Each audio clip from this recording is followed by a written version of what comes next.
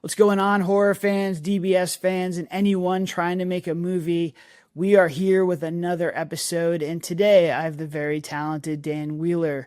Dan has been an actor for us in a couple of films now, and he just recently made a couple shorts, and one of them was actually in a film festival that we just went to a couple days ago. So tonight's episode, we're going to talk to him, we're going to pick his brain basically on how he started as an actor and kind of transitioned that into making actual shorts and probably feature films in the future. I always love to see people who I've worked with before, either get bigger gigs acting or start to create their own stuff. Being on set is one of the most creative places you could be. Everybody has ideas. Everybody, wants to create the next thing. It's just really, really cool to be around a whole bunch of creative people for, 7, 8, 9 days and put a lot of energy and effort into a project. And then you kind of go home, you rest, you recover, and then, the gears are still turning. Some of our best ideas come on set. So I always have actors come up to me, can I get some help on, making these shorts? Can I, what's the next step?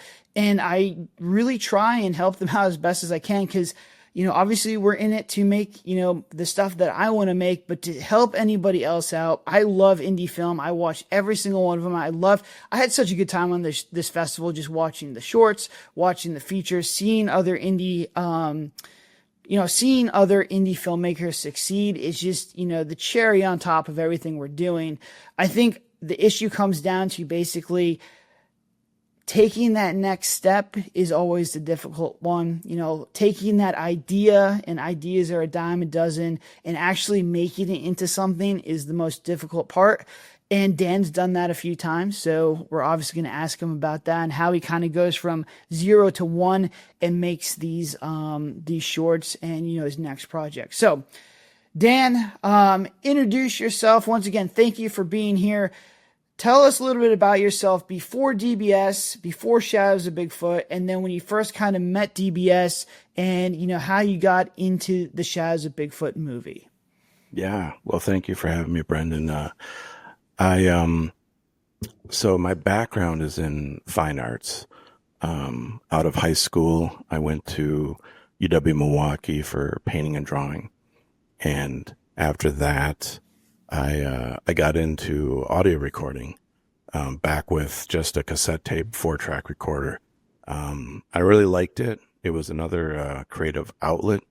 So I decided to pursue that, a little further and went to school for audio production and engineering in Minneapolis. And so at that point, I was writing my own music and I was painting and working with galleries.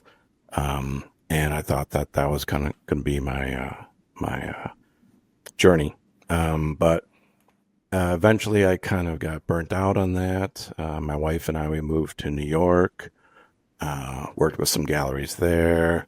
Kind of got, disenfranchised, I guess, with the whole process and kind of pulled back from that. And we moved back to Wisconsin, where we're both from, to raise our son around family and grandparents. But I keep going. I would make projects. I do drawings, put them up on TikTok, YouTube. I did, so as far as acting, though, I did one play in high school, enjoyed that. But it wasn't until I did this YouTube, or really they were for Funny or Die back when I don't know if that's a thing still, but, I made these shorts called, The Bigfoot Hunter. And I just took a camera out into the woods in a state park nearby, recorded some stuff off the cuff, and it was kind of a comedy series, and, threw that up there for fun. Now let's fast forward to when I first found DBS on TikTok, and I would be scrolling and I'd see an ad on there with Kellen talking about we make movies with our fans for our fans, or vice versa. I'm not sure which way it goes, but anyway, I'm like, oh, that's cool. Horror movies, and at that point I wanted to again kind of reach out to a community because I had been on a solo mission, just throwing my stuff out there, hoping something would catch fire and get me some views and followers. But it wasn't really working out that way. So I'm like, well, let's see what this Discord thing is about. So I went on there. Great community for the DBS crew. They had a lot of activities, one of them being karaoke, which I enjoyed doing. So that's how I really got to know everyone. And then you guys would put up a call for some roles in your next film. And the one that was next was a Bigfoot one. And so it felt like destiny, you know. I'm like, all right, yeah, let's do this. So I grabbed my camera, went back to where I shot the original Bigfoot and did the lines, uploaded it, got a lot of great feedback. You guys brought me in to shoot the intro for Shadows of Bigfoot. Ton of fun, lots of work, very tiring, but so worth it.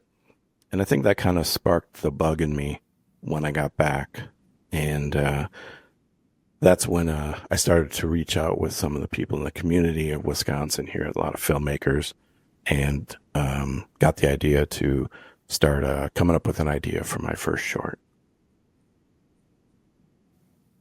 Let me just go back to, the Bigfoot project, which was Shadows of Bigfoot. For this one, we needed 3 hunters. We needed a intro hook. And as you guys have heard me before, the intro hook is the most important part of any movie, especially an indie movie. For our stuff, viewers are usually going to watch a lot of our stuff on free stuff. So it's YouTube, YouTube movies. It's going to be on Tubi. It's going to be on Roku. It's going to be on Plex. They'll give us about a minute whether or not they like our stuff. So they'll see our nice cover. They'll see our nice blurb. They'll watch our trailer. They give us a minute. If we don't have a good intro hook, they're going to turn it off, and we don't get paid because we get paid by the ads, right? No. So it's super precious to me. I wanted to make sure that we had, the best, dialogue in there. We had the best writing in there. We had the best action sequence. Shadows of Bigfoot is a found footage movie. We needed 3 hunters, and we wanted Bigfoot to come in there and kill them, basically. We wanted to show, basically it's an 8-minute short on what you're going to see the rest of the movie. And this has worked really, really well for us. A lot of our movies are like that. It's a cold open that really, it loosely ties into the other events because they cut down the trails and stuff. And Bigfoot has like a little bit of a backstory, but for the most part, it's separate from the actual story. So we needed 3 hunters, and those came from our Discord. You played Pete, I believe, Dan? Yeah. Yep, I played Sergeant Pete. Yeah. So I needed 3 of them to come in there, and Dan's audition was fantastic. I think all 3 hunters were our number 1 auditions, and then it was just like, okay, this is what I'm trying to do, let's try and, flesh it out and make sure that any kind of little details that we can put into this are going to add to this experience. And one thing that Dan did really, really well was he was able to flesh out a lot of this stuff in the intro and really make it a lot better. So I want to ask him how he did that, because once again, my favorite actors are actors who have either shot stuff before themselves or are current writers or have an understanding of how this process works, because, I have I have to do so many different things. If I could go, hey, Dan, take a look at this, break this script down, and he comes back with emails and lists of stuff to fix. He came up with the whole military plot line. That makes that movie so much better. And it's just a little bit less of a load on my shoulders. So I could take that time, because the minute we start this process, we lock down the locations and we start everything, we have 6 weeks to get this done. And if I don't need to spend a ton of time with Dan and the other actors, I can spend it on actors that, we might need a little bit more time to prep. So Dan, when you first got the Shadows of Bigfoot script, give me your impressions, your thought process on how you broke it down and kind of the suggestions that you gave to me. So when we got this script, the 3 hunters, the other 2, Chris and Hayden and myself, we, connected right away on Discord, and because we knew that you have an outline, a skeleton of kind of what you want. You have some words in there, but you were very, open to making this, your own. And I get that because that helps it feel more natural. If you have to memorize the lines to a T and then try and work backwards so it feels natural, that's a lot of work for the actor, first of all. And it doesn't always, work out if that's not your kind of method. So we three appreciated the kind of leeway that you gave us. So we set up some Zoom calls between the three of us, and we would write some dialogue and kind of play off of like the backstory, so that the more you kind of knew the connection, that I was a sergeant and Hayden and I were had been in combat duty together, and Chris was kind of the outside cameraman that came into this to help us capture footage of Bigfoot. The more backstory you get, the more you just immerse yourself in that.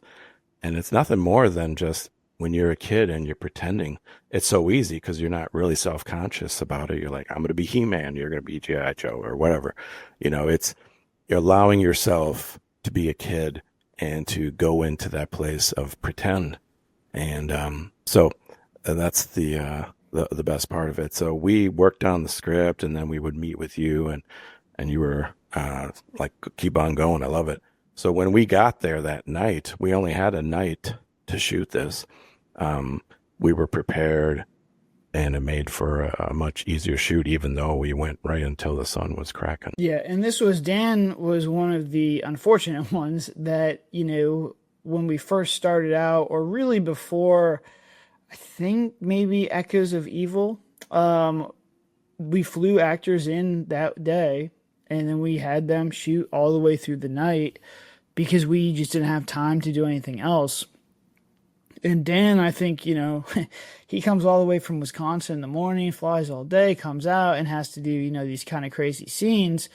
And, I've learned from that now to just give actors one day a rest, come in and, get acclimated to the cast and the crew. Everyone's got a lot of adrenaline. I think the performances are much better, and that's definitely something I'd recommend.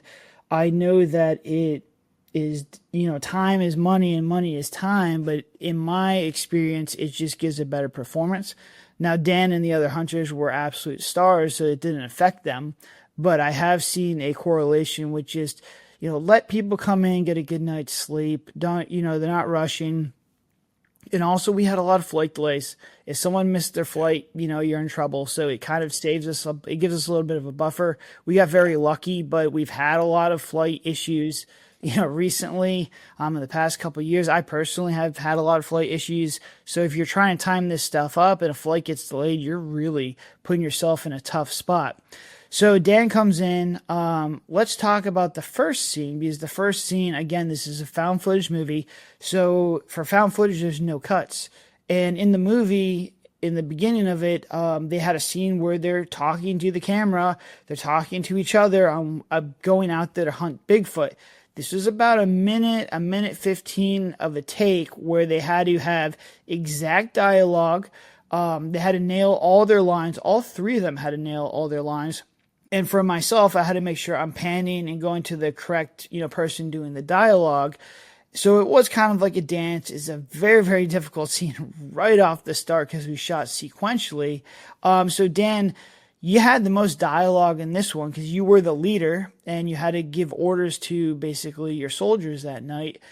What was it like in that opening scene, having to give a monologue for about a minute 30 with a whole bunch of people behind us, watching you? We had a huge cast and crew just watching there. So no pressure. What was that like, coming off the plane fresh and having to do that?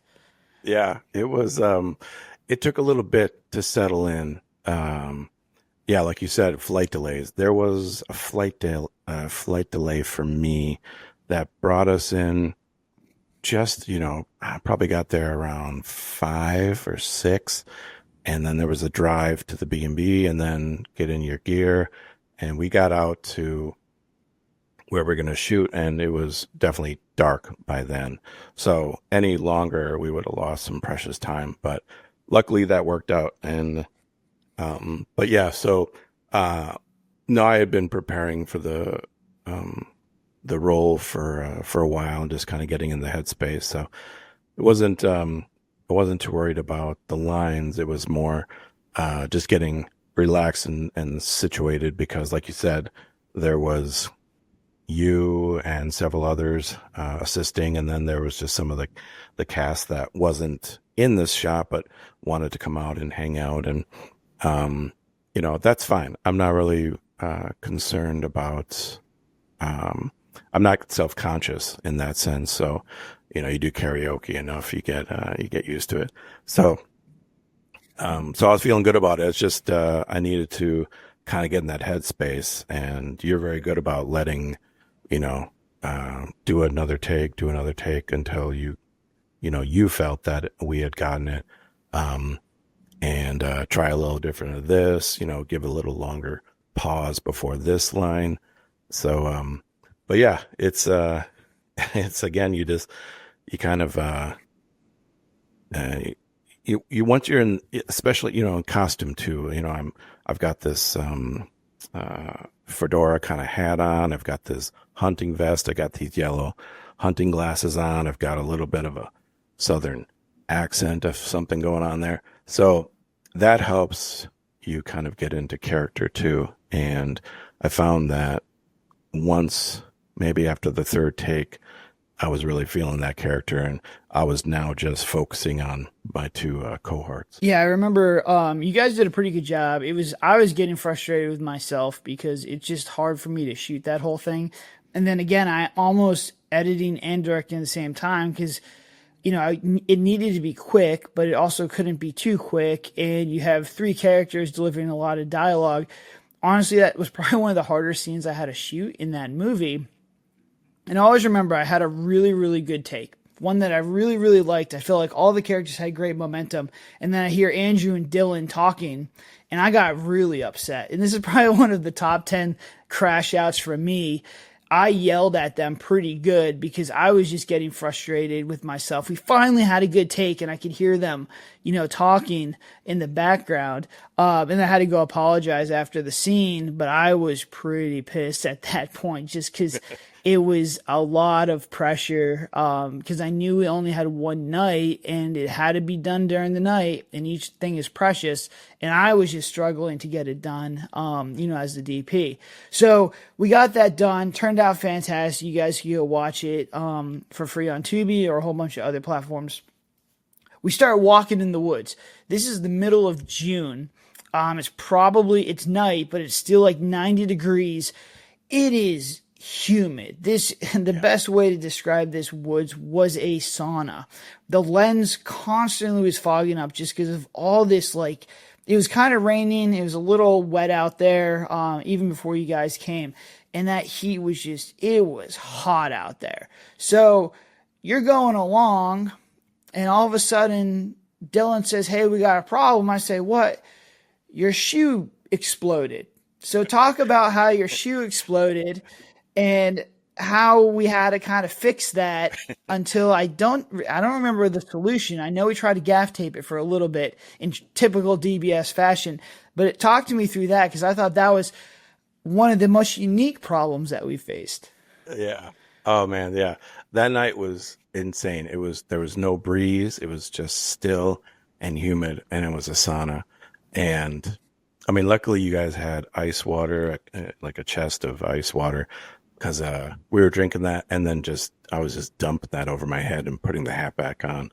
And I knew I had to keep drinking water because I was either going to cramp up or just crash out. So, but yeah, so for my outfit, I found the vest, the hat, and the glasses, and I just had some khaki shorts. And then I'm like, I just need some boots. Oh, here's a pair of, I think they're called duck boots up here, but basically like a rubber sole that's kind of sewn onto the top part of it, stitch on there. So I brought those. And now these are probably 10 years old or something like that. So we're walking around in those, and all of a sudden the bottom just blasts out.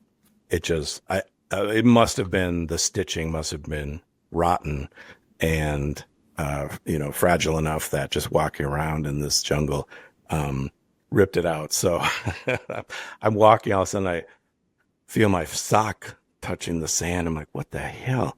And, Dylan, he grabbed some duct tape and wrapped it up. And, it's not like it's a star of the movie. So we just needed to get it on there so I could walk around.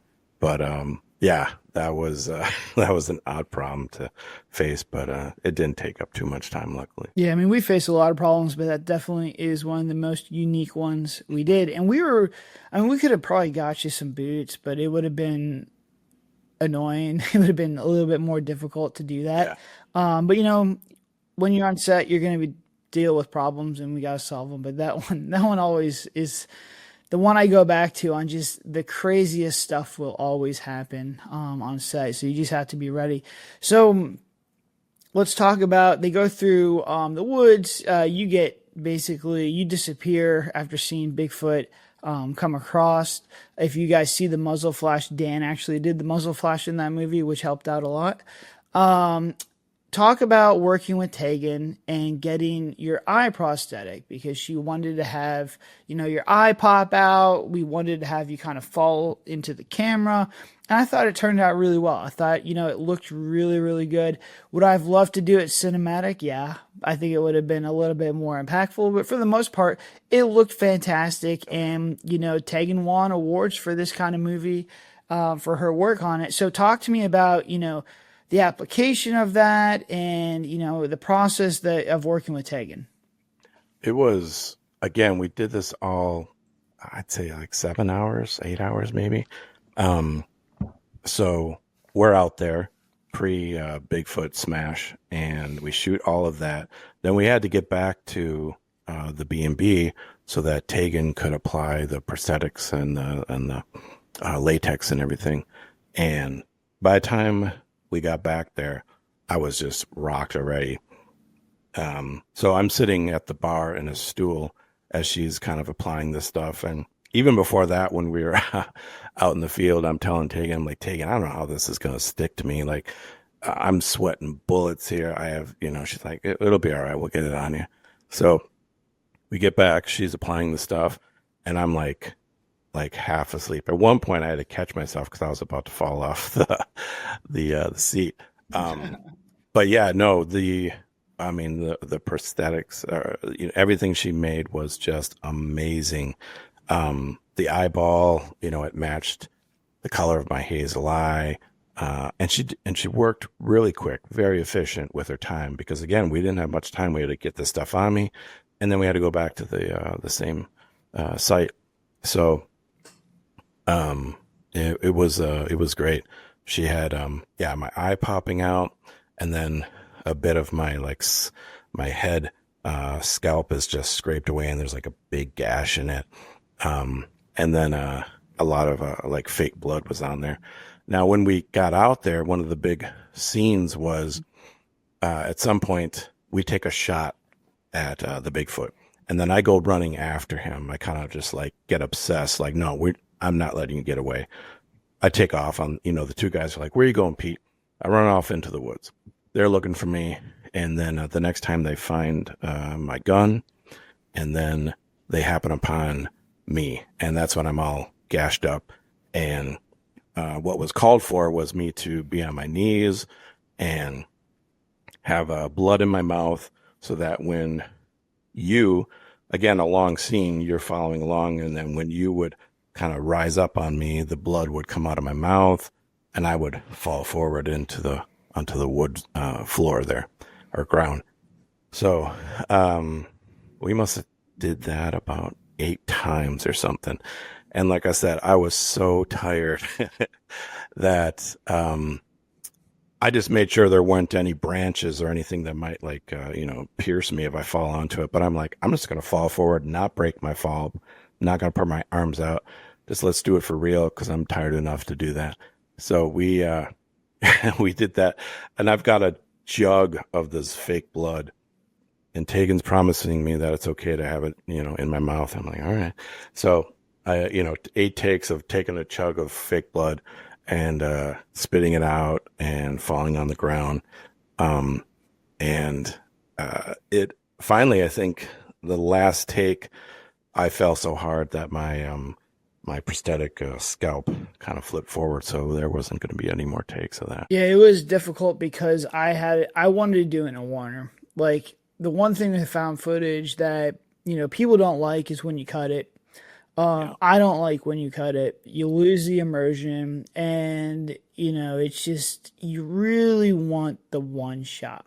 And I had to run all the way around this trail, and I had to work with Hayden to basically look down at a gun, and then you came out and fell forward. And, with me, again, it's hard to see. I have a little monitor for the black magic. It's night. The monitor is fogging up. The lens is fogging up. I want to make sure if we have everyone there and we can do this, we're going to get them all. And I felt bad for you because you had to fall a lot of times. And then Dylan's complaining because he's stuck in the Bigfoot suit. And I'm just like, one more. We're going to do one more. We'll do one more. And then I think, and this is a DBS conspiracy theory, but I think that Dylan did not want to do one more, and he pulled your eyeball out. I don't think that prosthetic fell. I think Dylan sandbagged me a little bit to get you to stop. But it doesn't matter because, it turned out well, and I appreciate you doing that. Because that opening scene was one of our better ones. That movie continues to do really well.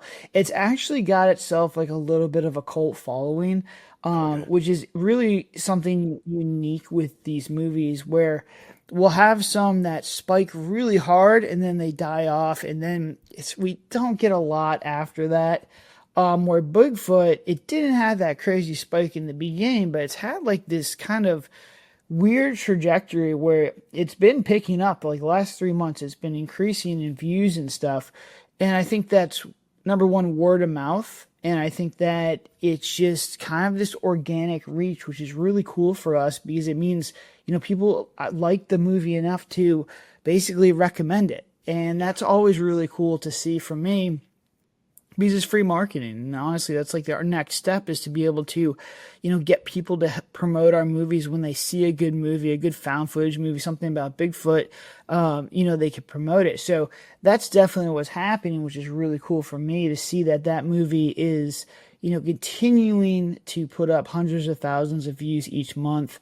I am trying to get it to go on our YouTube channel, but again, it's really hard to claw these back from distribution. So fingers are crossed, but I couldn't be more happy with how that movie turned out. I think it was the number one movie on Found TV a couple weeks ago.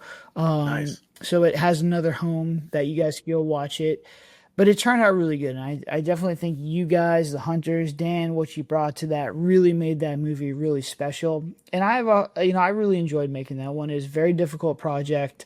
But it was really rewarding to see it all come together. And I think it's got probably the best intro and the best climax of one of our movies. I think the middle part was just on me. The screenwriting on that one was a little weaker, but the movie's fantastic. I really like you guys to check it out. So, I always work with actors that I really enjoy, and Dan was one of them. I really love the creative process. And with The Last Cabin, we needed an ending. I had 3 or 4 different endings on this movie. On the script, and the one that kind of won, that got the best feedback, that distribution wanted, was the one where Hope survives that night and then is getting an interview from, the podcast host. Or just, I guess he's like a blogger. And Dan's got the best voice. We talk about Pawnee Pool. We talk about making Pawnee Pool, or something similar to Pawnee Pool all the time.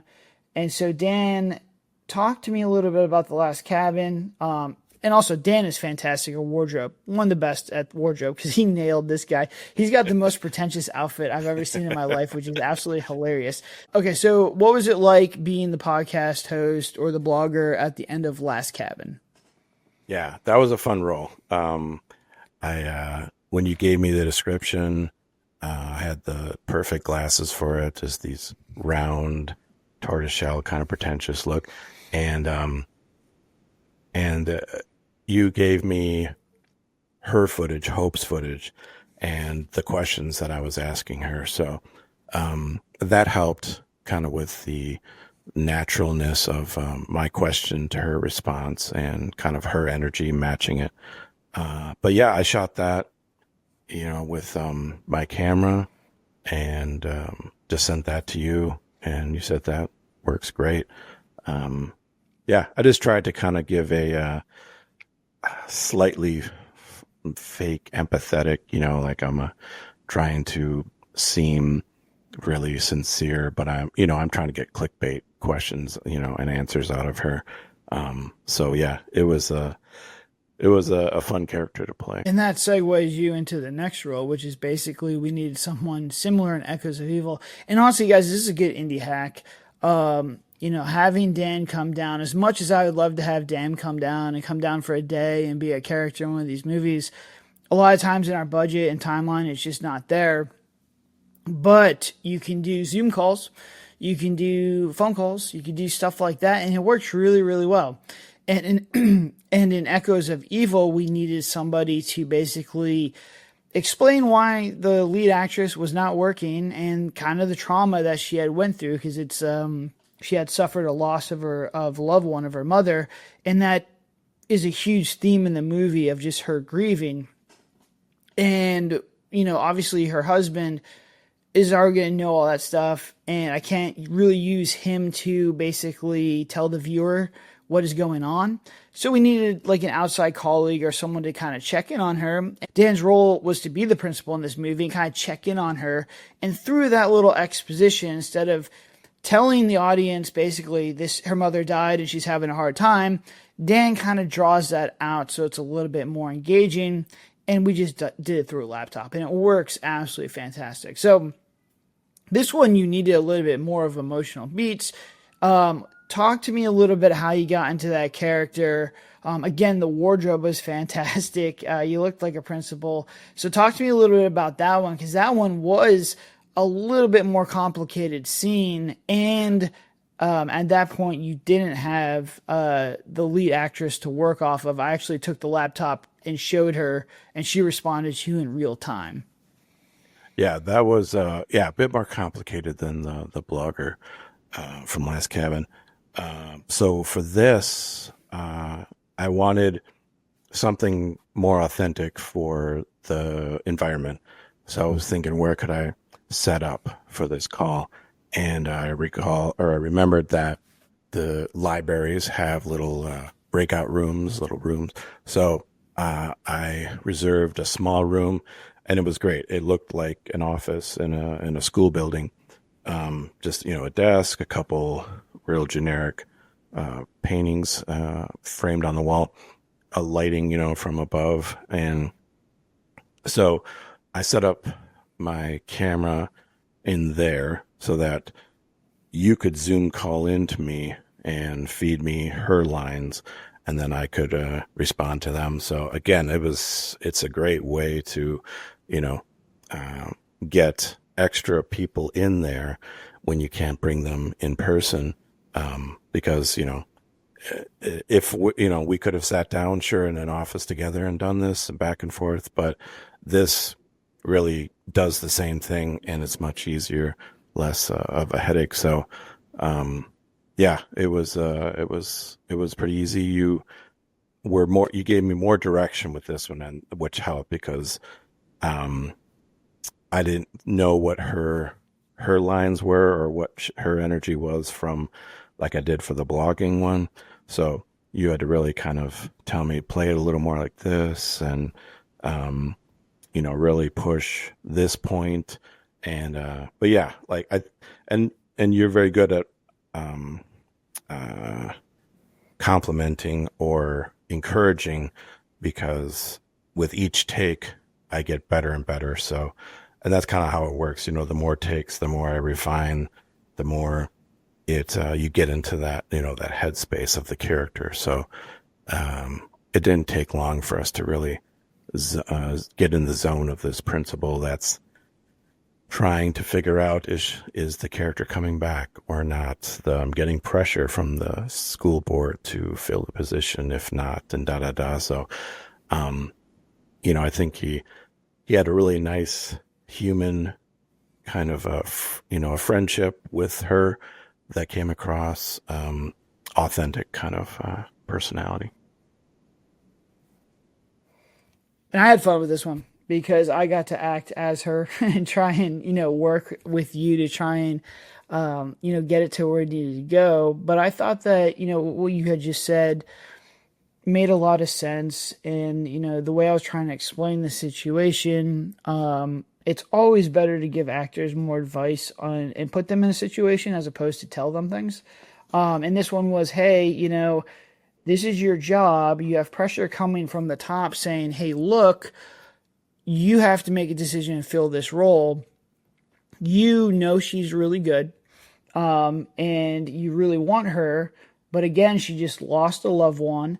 So you have to kind of convince her you want to do this, but you can't be like flat out like, rude or be like, I really want you and really push it because she might not be ready.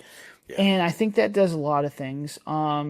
It allows her to show that she still is grieving, which is priority number one on that scene, to show that she's still not over the loss.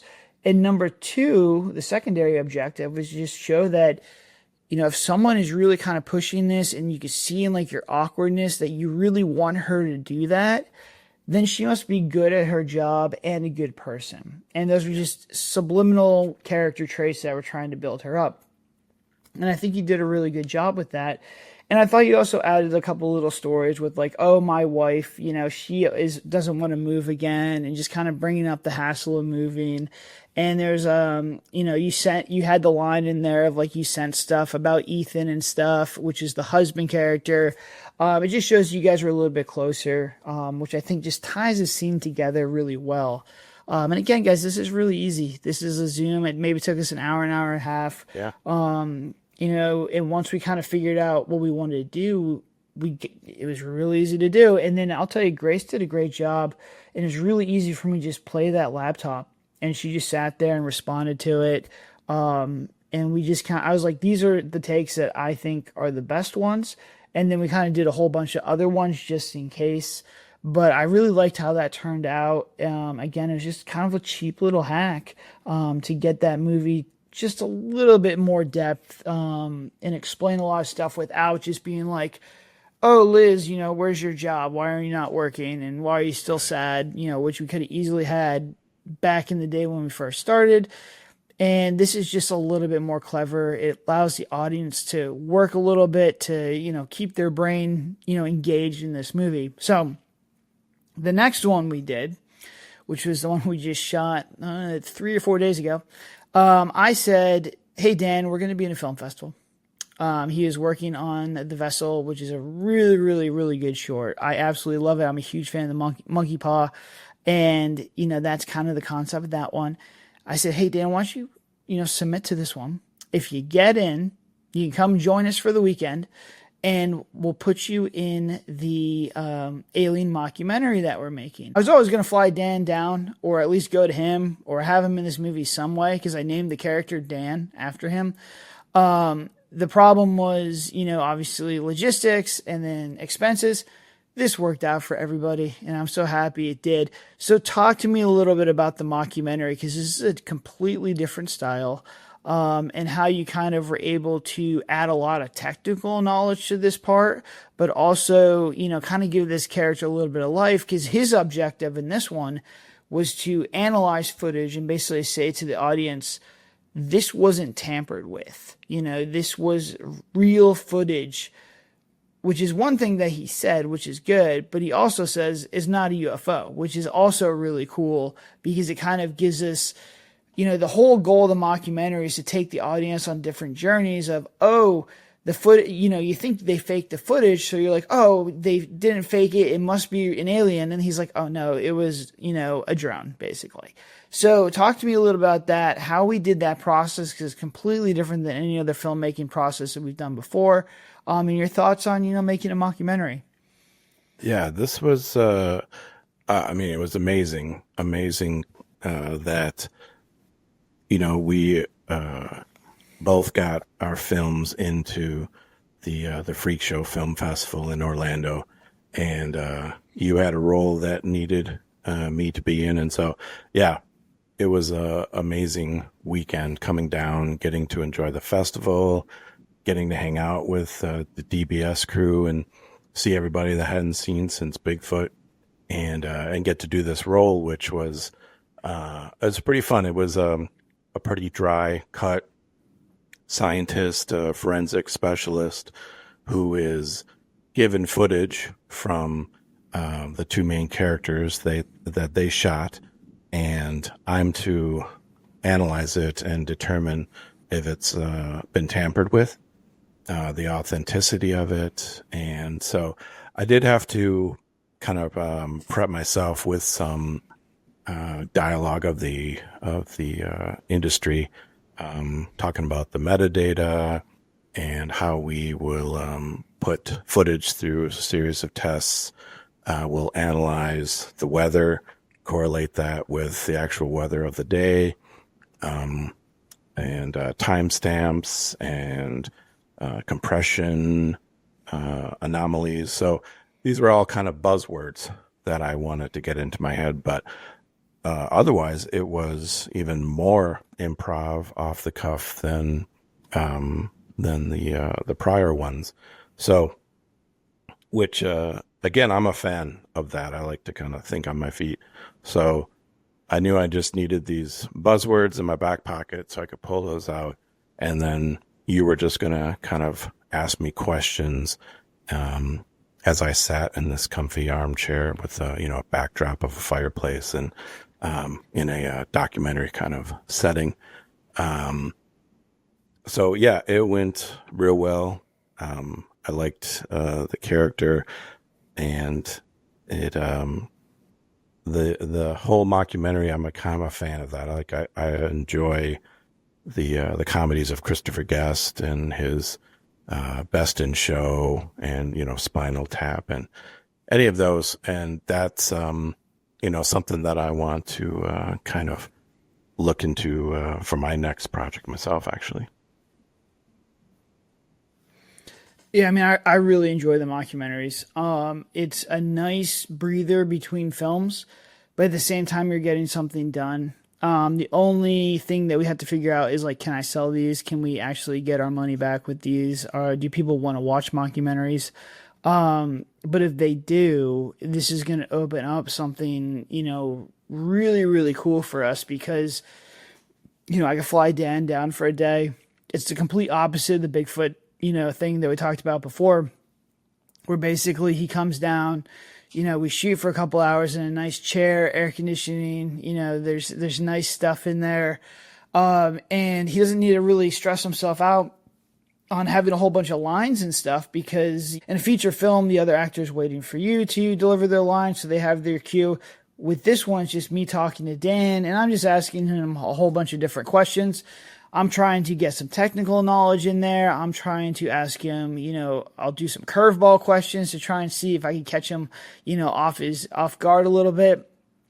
But really, I'm just looking for a unique and organic response. I want to give the question, see, his eyes go up and to the right where I could see him accessing his brain. It's really, really natural. Again, I love it so much.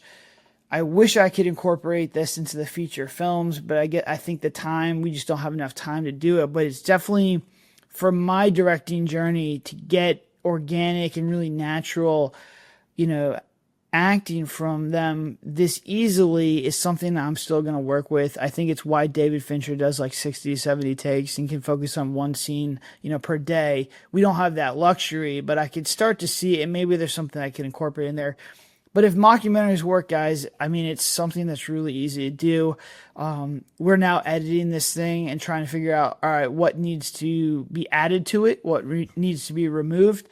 So it's kind of making a movie in slow motion without like all the crazy time pressure, all the crazy monetary pressure. It's really fun. We get into a film festival, we fly him down, and it's a good time all around.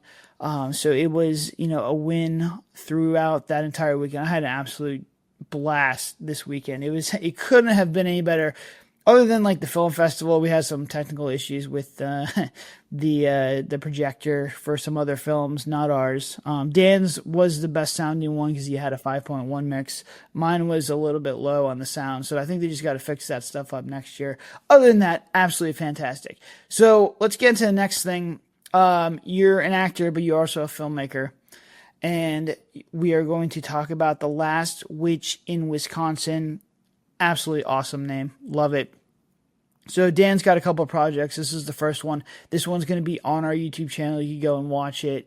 So let's hop into this one, Dan. What was the idea behind this one? How did you first get started with this?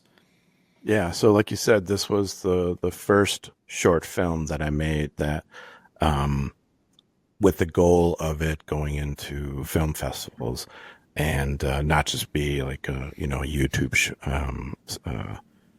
not just being a YouTube project. So how it started with, and it usually starts this way, there's some kind of impetus, and in this case it was this sculpture that I made. I wanted to work with cement and kind of make this mold of so I made a real loose paper mache mold of a styrofoam head that you would put a wig on.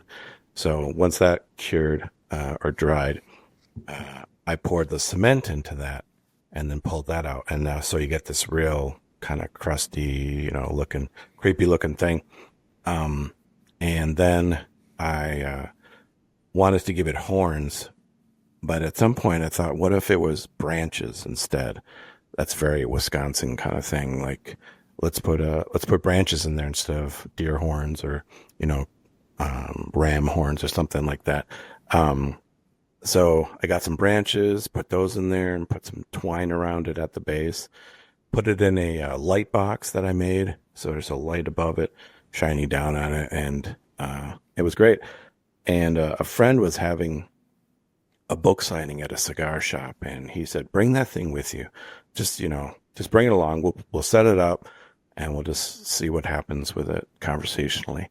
So I did that. And, at one point he announces, hey, people have questions about that thing, Daniel, that you brought, why don't you tell them about it? And I didn't really prepare anything, but again, I love improv off the cuff. So I just went into that. This was, something that hung in my grandparents' cottage up in northern Wisconsin. My grandma didn't like to talk about it. We were never allowed to be in the room alone with it. So I was making up this lore about it on the spot. And, and I, I have such a sincere, voice and a way about me that I can lie quite easily. And so, I'm spinning this yarn and people are eating it up. Well, I think I said a few more things, but that when my grandmother passed, she said, somebody has to take care of this. They have to keep it in their home. We can't just throw it out. That's the worst thing you could do. So very, mysterious, and with dangerous connotations. So, that's where I left it. And afterwards, people were taking pictures of it and they were talking to me about it. And I said that I put twine around the base of the, branch that as it goes into the skull of the sculpture. And I was telling them, well, that's hair. That's human hair. This is how the coronation of a witch in Wisconsin. They take these branches, wrap their hair around it, put pine sap on it, and it eventually scars up into the scalp so that it becomes basically infused. And so, this was kind of like the death mask of it, but the hair is still there, as is the horns that were infused to the skull. So, and I'm like waiting for someone to say bull crap at some point. But they weren't. They're like, oh, wow. They're getting pictures closer of it and all that. I'm like, oh boy. But it was that coming up with that story that really gave me the idea, like, well, this would be a really cool short film. So that's when I started thinking about how could I write this, the logistics of it. It's, like, as you know, it's a lot more preparation and production than just doing a drawing by yourself, making a sculpture by yourself. You have to call on others and get help. Yeah, so I mean, that's why I always say filmmaking is the hardest art form, because it's not just you. You have to bring on a whole bunch of other people. You have to coordinate them. And I think still the hardest thing for me, and probably for almost all filmmakers, is you have this idea in your head and you have to get the idea to your cast, your crew, your DP, everybody who's working on the project. And that can be done through storyboards, examples, and everything. It's very, very hard though. It's not easy, because I can give you a script, and the script could be extremely detailed. It could be, basically telling you what to do. And your imagination is different than my imagination. We're seeing things differently. And that's fine if you're writing a book or if you're doing some other visual medium. With this, everyone has to be on the same page, because if there's some kind of disconnect, the movie's going to suffer. So let's start there. You had to work with other people on this project. How did you get your vision to them? What was it like working with other actors? What was it like, getting this whole process done? Well, it was, I had the idea that this would be fun to make, but it wasn't until I met the mother of one of my filmmaking friends. We went out to visit him and his in a farm out in Marion, Wisconsin, very rural area. And I'm introduced to his mom, and she's just this wonderful, sweet, but salt of the earth kind of person.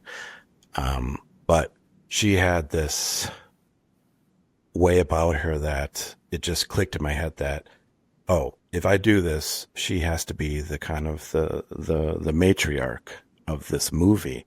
I needed I envisioned a strong older female lead for this. And, so I asked Craig, do you think that, your mom would do this? And because she has worked with Craig on his film projects and all that, she wasn't foreign to the world of, film and all that.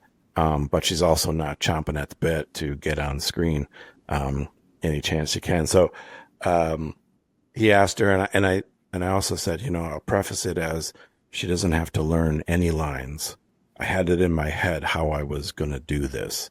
I was going to feed her every line, and then I was going to edit in such a way that, I'll try and get her to repeat what I just said as much as possible. So let's say the line was, Margaret Shaw was the last witch in Wisconsin. Then she would repeat that. Karen would repeat that. And then I would say, but now her spirit haunts the surrounding areas. Then she would repeat that. And in my head, I'm like, okay, so one shot, she says that.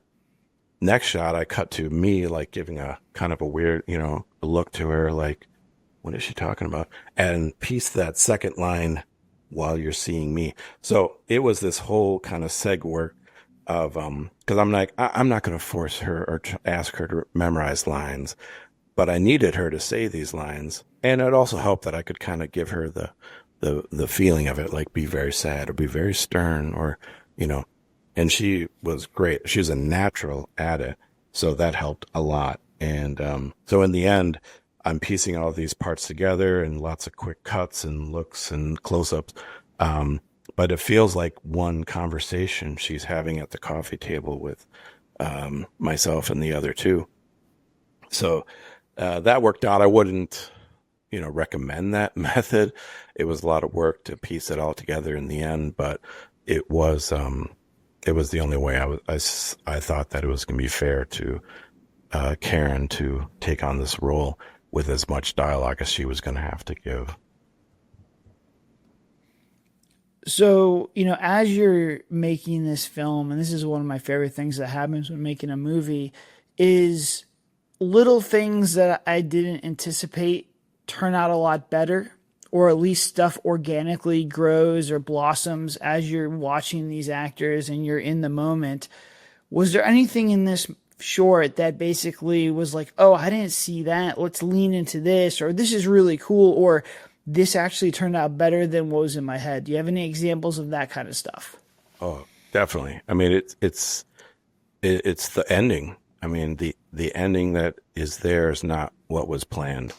And it's, I find it, and this is how I work, even with I'm working on a painting or a sculpting or anything like that. You have to have a general outline or guide of what you're shooting for, but you cannot put on blinders and just walk down that middle of the road. You have to look side to side and like, oh man, that's a better path over there, or that's a cooler idea, or I like where this, this is going.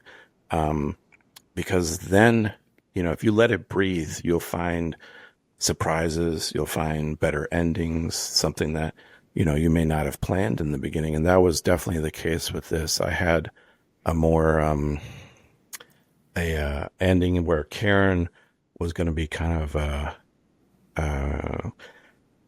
moody, broody kind of ending. But as I'm going through the footage and the B-roll, and even before, sometimes I got the camera still going and we didn't cut. And there were scenes where, there were scenes where she was just interacting with her son, Craig, and she, somebody said something funny and she kind of laughed. And that gave me a whole new idea for the ending, that she's going to have this there's going to be kind of a devious laugh at the ending. When everything goes down and it gets crazy, she's staring at us, kind of smiling, like she's enjoying watching what she created, this mayhem around her. And it made for such a better ending than what I had planned of her just staring kind of with a grimace at us. So yeah, you gotta, look at all that footage and allow those better ideas to seep in. Yeah, I mean, that's like my philosophy now, is like, my job is to look for anything that's organic or naturally happening, and I kind of lean into it. You're hiring actors for a reason. They're there to kind of bring it out. If you look at the first 8 movies, which are all available for free on YouTube, a lot of the acting is a little bit robotic. A lot of the dialogue is a little bit robotic, and that's not on the actors. That's just on me, because I was what Dan just said was like, I would have the blinders on. I was trying to force that vision that I had into my head on everybody. And that's when you kind of get like, it's just hard for them to have freedom and kind of bring themselves in the depth that's needed to make these characters, organic and natural. If you take that away from them, they're not going to be able to do it. And I think that's what I do now is, a lot of our scripts are the outlines. I really try and do a lot of stuff in pre-production, give the actors a lot of freedom. And then it's easier for me to have the actors have a wide net and a lot of freedom in the beginning. I sit there and we start doing the scene, and they basically can work with other actors. I can start to see, all right, like let's close in here. Let's kind of go in this direction, because it's easier for me to make those decisions when I'm seeing everything, as opposed to doing a Zoom interview or trying to write the dialogue on a script. It takes a little bit more time, but I've gotten really good at it, and you can feel it. When direction is in the right place, everyone on set can feel it. It just feels natural. A lot of our scenes when we first start, and I mean, even the Shadows of Bigfoot one that we talked about earlier, was like, it starts off clunky. I have to work on my camera work. They have to work on getting everything smooth. But from take 1 to take 8, everyone kind of settles in. There's a rhythm, there's a cadence, everything starts to get really natural. And those are, when you're going to get your best work. So I think he brought up a really good point. So that was the good stuff. Now give me some stories on stuff that, was a little bit more difficult, stuff that you kind of struggled with, or stuff that you're like, man, I'll never make that mistake, or kind of put myself in that situation again. Well, let's see. I didn't want to overburden again Karen with taking multiple days for this shoot. So I'm like, we'll shoot it on a Saturday afternoon, hopefully be done by nightfall. Well, we needed some night scenes, so hopefully not too far, maybe 10 p.m. But, things happened. It started to rain. It was a big rain, torrential rain out there. So luckily it stopped. So we were able to get some of the outside shots done. And one of the biggest things was the intro is myself and Tom, another actor. We're driving into Marion, Wisconsin, and we're listening to the radio. And on the radio, it's talking about how there's another child missing in the Marion area. That makes 7 folks, something's going on. So it leads into that kind of witch kind of lore. And but then Tom and I were supposed to have some dialogue in the car, like kind of explaining why we're going there. Like at one point it was like we had a YouTube channel, like Weird Wisconsin, and we were going to go interview this Karen because she had this thing about this last witch in Wisconsin. And Tom knew her son, Craig. So that was the connection. So we're filming and I'm shooting this on my old Samsung phone. So I did this all on a Samsung phone. And the audio was just a couple wireless lavaliers, $30, off Amazon that hook up to another phone.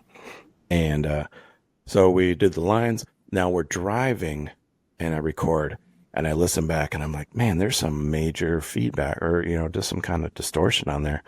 So we stop the car, turn it off, and we're trying it out again. No, it's fine. What's the deal? All right, we start the car again. Boom. We try it again.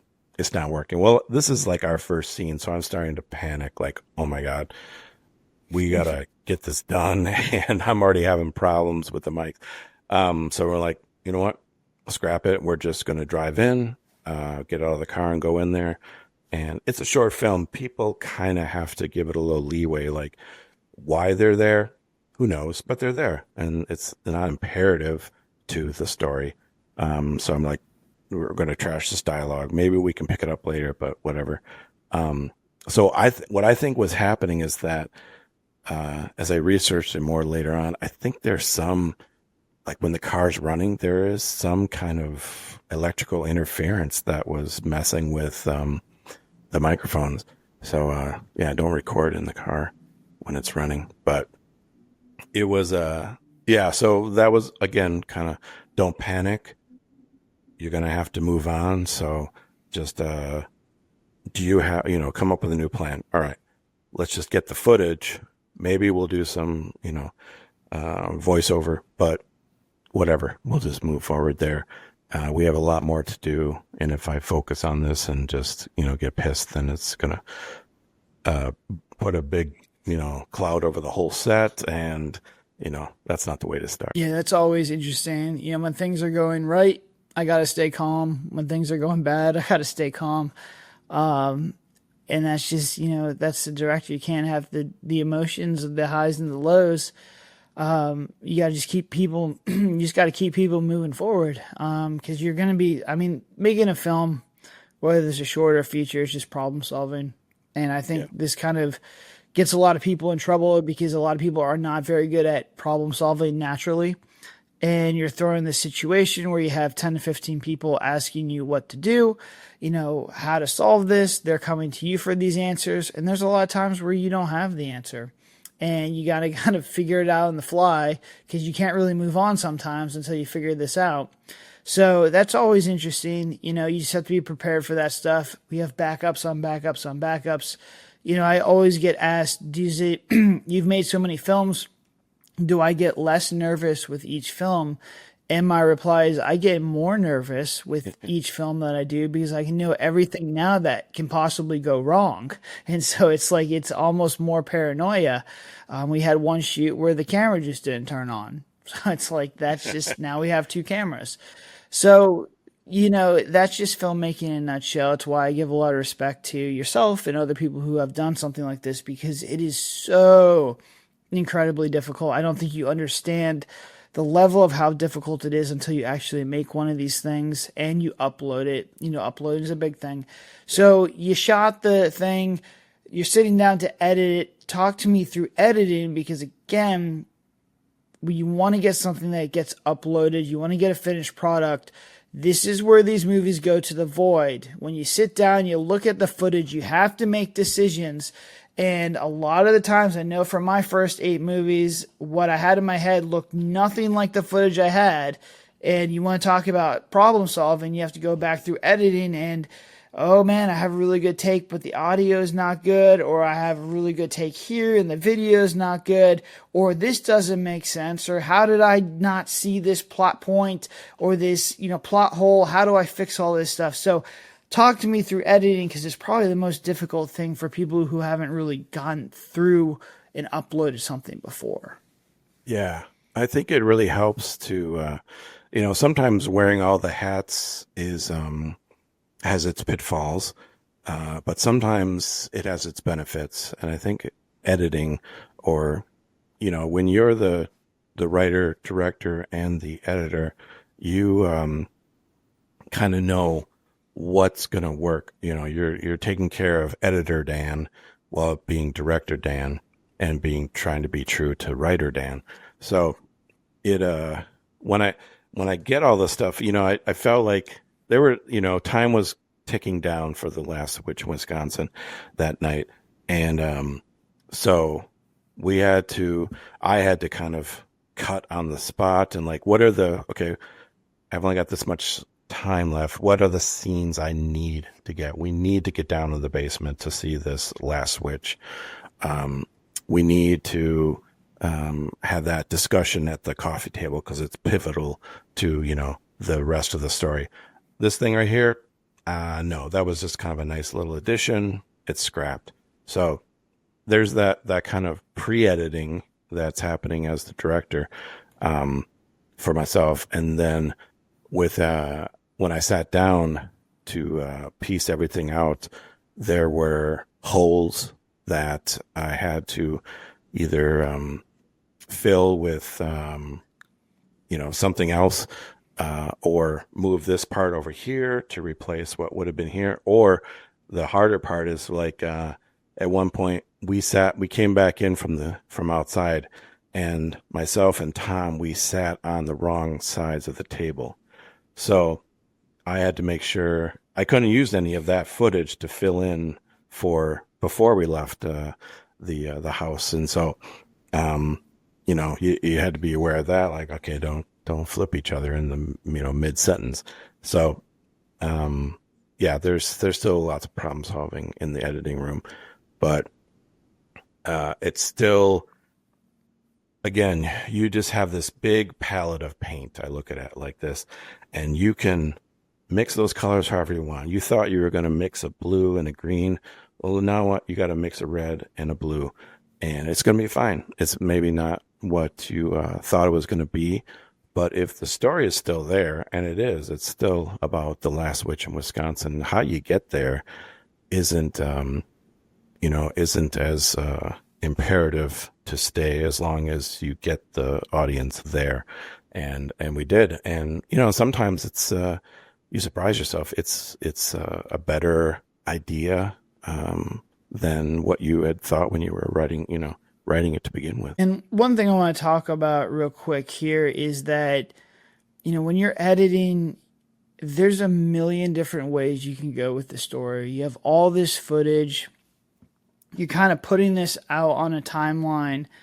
And, my process is to basically get the structure down first. And then I try and just, smooth it out. And then I add, clean up the sound, and we add the music. And then I really go back and really clean it up. And then you add the color. And then after that, you still have to kind of work it. It's almost like you have a block of marble and you chisel away. What I think a lot of people struggle with is they have so many choices, and you'll never have a feeling that this is the best version of a scene or, the best take, because you're literally for most of our movies, we're looking about 80 and 90 hours of footage. And there's just no way you can go through all of that. And when you cut up something like a fight scene or a really intense climax, you never know if it's going to be the right answer. It's not like a test where you could look at it and be like, this is correct. This is what I want. There always could be a better version. And so I think a lot of, filmmakers get stuck in this, well, I can make this better. I can make this better. I can make this better. So I think they kind of get, paralyzed by all the choices and the stuff that you could possibly, make with this. When you sat down with all your footage and all your audio and everything, at what point were you just like, I have to get this done versus, trying to just sit there and tinker with it for an extended period of time? Yeah, there's a fine line between, this is good enough and, striving for perfection. You'll never be done with the project. 'Cause like you said, there's always something you could have done differently. Now I like this, I have this quote that I like to think about. Subjectivity is not insight. And meaning that you'll show this to a number of people and they'll be like, oh man, if only, you had shown the actual witch, that would have been so cool if at the last scene, we see somebody walking around with a mask on. Yeah, that could have been a way to go. Or somebody else would be like, oh no, I wish, you should have done this or that. The thing is that there's so many ways you could tell the story, and that would be a totally different movie in the end. You could take all of those opinions, and if you kept doing that, you would end up with a totally different movie that was just as fine as the original one you came up with. So it's something that I try and work on when it comes to people's opinions, how to filter those. What you really want, at least what I want to know is, if I give somebody my opinion, I need to know what they were going for. So if it's a jump scare and I didn't feel scared, why is that? Because they were obviously wanting a jump scare. They wanted me to get scared. If I give them any feedback, it's on like, well, if you had not had the music preempt the jump scare, then I probably wouldn't have known it was coming. Something like that. That's constructive. That's helpful. That's not, oh, instead of the jumping out of the tree, it should jump from behind the tree. How is that helpful? That's not really that helpful unless they ask you, what are some other ways this could work? So you're already your hardest critic. And if you let other voices come in too, then yes, you could spend the rest of your life working on this project going for perfection, when you really have to decide, is that good enough? And so, like I was mentioning before with the car scene and the audio that was messed up, we could have waited for another rainy day because it was kind of rainy. And I could have said, Tom, let's get in the car. Let's record this with this different audio. And in the end, I'm like, it's not imperative. I don't really want to. But if it was like, if we don't have this audio describing what's going on, then it kind of ruins the rest of it. Then yeah, you do have to do it. So there's a real fine, there's a line you have to draw about this is done. This is good. It's not exactly what I imagined, but I'm happily surprised at what it's come out to be. And you've got so many more stories in you. You got to get to those other ones, so let this one be. Yeah. And I think like even just looking at our movies, I think a really good movie is a movie that, you don't need to have perfect scenes all the way through. Having really, really good scenes on the indie level is almost impossible just because of how quickly we move. We're working with newer actors. We're not going to have like the best camera. We're not going to have like cranes and all this crazy stuff. So it's really nice to have some scenes that are like, oh, this is actually really, really good. For the most part, I'd say, for our movies, 60% of the movie is good. It's okay. It's like passable. You understand, you're able to watch that and understand the story that I'm trying to tell. Yeah. 20% of that movie is like, oh, this is really good. Like either the pop scare hits, or you're like really into the lore, or you're really into the character. And then 20% of the movie is going to just be, oh no, something catastrophic happened, like either the audio's done or just the way we shot that wasn't good. And so when I'm looking at the 20% scenes that are just really hard to edit, my goal is to just get them to look closer to the 60%, to just make them passable and not harm the story, or get the viewer to turn it off. That's my goal with that. But I think the 60% is even worse, because that's the stuff where you can sit there and tinker with it all day and really put all your effort into it, and it just will never get to that 20%. And that's what I struggle with. When I was editing, when I first started editing, it was like, man, there's something really, really, really good in here somewhere. But sometimes there just isn't. And you just have to accept it and move on. And it gets to the point of, I have a better story in me, or I have another story that I want to tell, and using what I learned from this movie to get into the next one. Now we have distribution, which helps me out, because they're like, hey, where's our deliverables? We need to put this movie up and, got to get it on a platform. So it helps me move forward. But when I first started out, one of the reasons it took so long to edit stuff is my obsession with trying to make that 60%, go to 100%. So, the fact that you uploaded that, is a fantastic win. The first one's always the hardest. So you got this one in the tank. Obviously you went on to make The Vessel, which will be another podcast episode, another day. But, I love that movie. It's absolutely fantastic. So we'll wrap it up here. Do you have any advice to people who are going to make their first short? What would you tell Dan before he made, the Last Witch in Wisconsin to, help him out a little bit? And then you could talk a little bit about how much easier it was to make The Vessel, or a little bit of the challenges of The Vessel. Yeah. So, I think what I would tell anybody, because I'm sure you've heard this a million times, when somebody finds out you made a movie, they're always like, oh, I got a great idea for a movie. Everybody has a great idea for a movie. And that's the easy part. The hard part is, making that happen, and the diligence that you need to stay on task, and the education you need to give yourself, the help that you need to ask for. All those things are way more important than, I've got an idea for a movie. So I would suggest, anybody that wants to try their hand at filmmaking, use your phone. Super simple, and start with something real easy, a minute or two, maybe a 5 minute short. Make it there's a reason there's the saying, write what you know.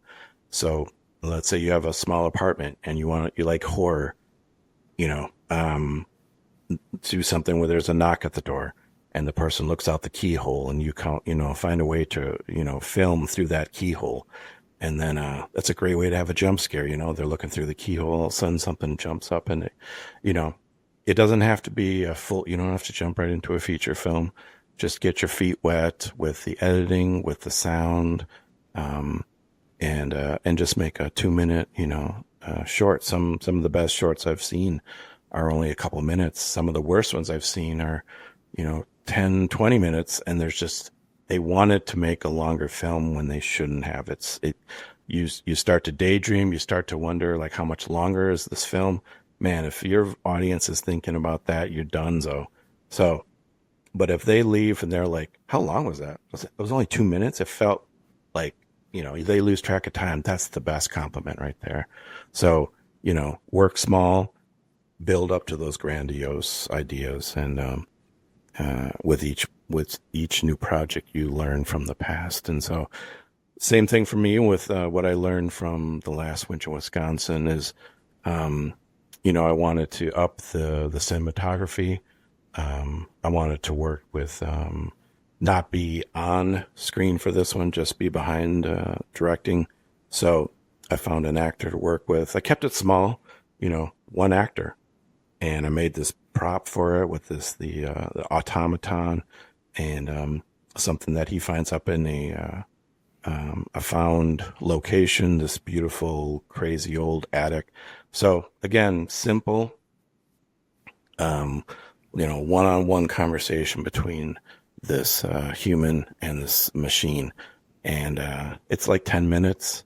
But But when people watch it, they're like, there's no filler, there's no fat. You cut away everything, and they're very satisfied in the end when they see the results. And that's the goal. I'm gonna my next project is going to be a feature film length. It's going to be a mockumentary, but this time I'm going to go for like a dark comedy and try my hand at something humorous, kind of take a step away from the props and the horror for now, and try that out. But here's why I'm thinking mockumentary, because in my mind, a mockumentary is really just a series of shorts slammed together.